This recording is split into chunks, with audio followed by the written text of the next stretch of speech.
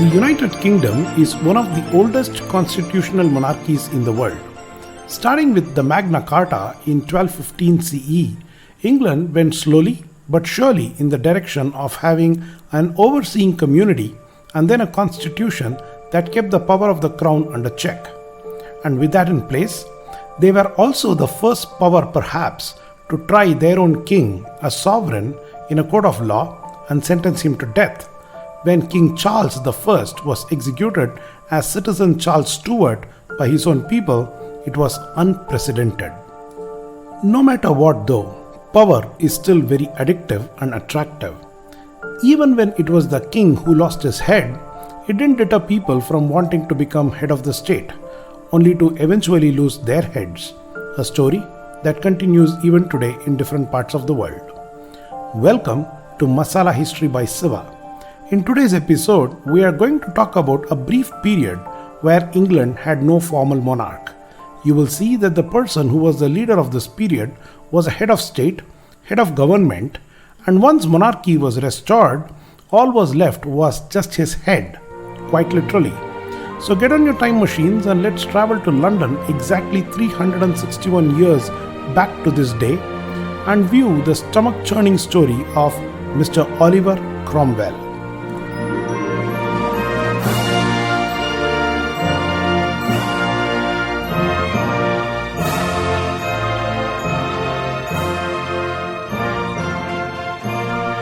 After King Charles I was executed on January 30, 1649, based on an ordinance passed just hours before the execution, there was no one who could be appointed king.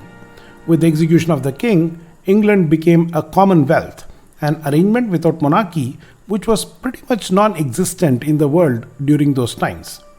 Charles II, son of Charles I, tried aligning with the Scots, but that was very short-lived, and so he went on exile out of the country to the European continent for 10 years.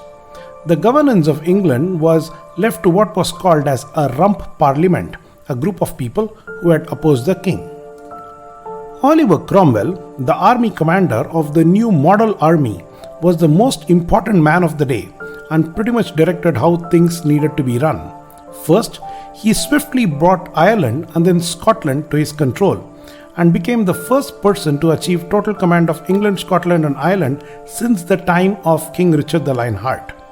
By the time the English Parliament was having too much infighting, and in what can only be described as the most ironic event, in 1653, Cromwell, the leader of the group that ended the British monarchy to establish a parliament-governed People's Republic, stormed the House of Commons with 40 musketeers and dismissed and dissolved the Parliament. This was the very act that had got Charles I into trouble. Cromwell is supposed to have said to the rump parliament, "You have sat too long for any good you have been doing lately. In the name of God, go." It is another thing that these days many parliaments in several countries look like dump parliaments, and we wish someone says such a dialogue. But anyway, let's not get into that. Being an extremely religious Puritan, Cromwell then created what was called as the Barebone Parliament, an assembly made of nominated folks, largely by the clergy. This also didn't last long anyways. There were petitions seeking Oliver Cromwell to be crowned as king, but Cromwell himself shot them down. After toying with multiple ideas, finally, John Lambert put forth a proposal to appoint Oliver Cromwell as the Lord Protector, in short, a king without a crown. Cromwell accepted and was appointed for an annual salary of £100,000 in December 1653. He was technically the head of state and also the head of the government of the Republic. He also enjoyed all the benefits of a king to such an extent that he made his son his heir and the office of Lord Protector a hereditary one, just like a king. In spite of being called a tolerant leader and one who even embraced Jews back in England, Cromwell was a fanatic, anti-Catholic, and mercilessly murdered thousands of Catholics, specifically in his Irish conquest. For those of my friends and listeners in Dublin, it is said that the Scarlet Street in Drogheda, which is on the Dublin-Belfast route about 50 kilometers north of Dublin, is named so because blood of thousands of Catholics ran like a river for days there, turning scarlet in color.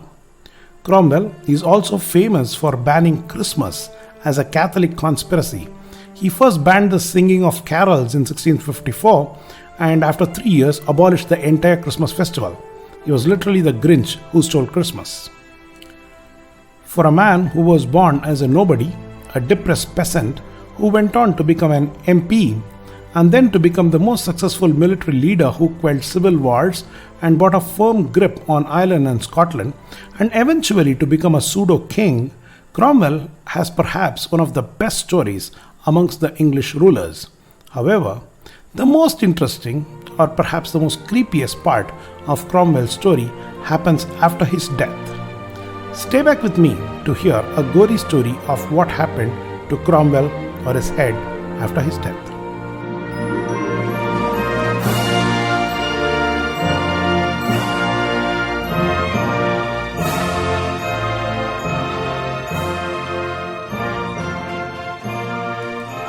Cromwell died in September 1658.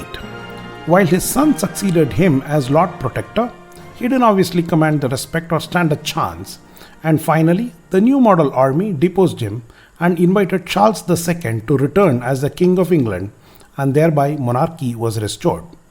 After his coronation, Charles II charged the 59 commissioners who signed the death warrant of his father. Few of them escaped, many were caught and either imprisoned or executed. The top offender, Oliver Cromwell, however, was dead already. But Charles II couldn't let that just go.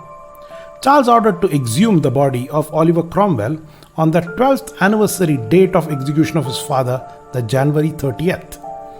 Ordered him to be posthumously executed. Cromwell's head was chopped off his body and put on a spike outside Westminster Hall. This lasted there a few decades, and later his head was doing the rounds, changing hands from one owner to another for about 275 years, while also being often displayed publicly as an exhibit. Why not? Many would pay a few pounds to see a 200-year-old chopped head of some famous dude. I'm not putting a picture of Cromwell's head out here, but if you have that sort of an interest, please Google it yourself. Finally, in 1960, the owner of Cromwell's head decided to bury it once and for all and worked with Cromwell's alma mater, the Sydney Sussex College, where it was buried secretly in 1962, 300 years after it was severed from his body. Uneasy lies the head that wears the crown, said Shakespeare's King Henry. Sadly, Cromwell's head never wore the crown even once, but was the most uneasily suffering head in all of England's royal history.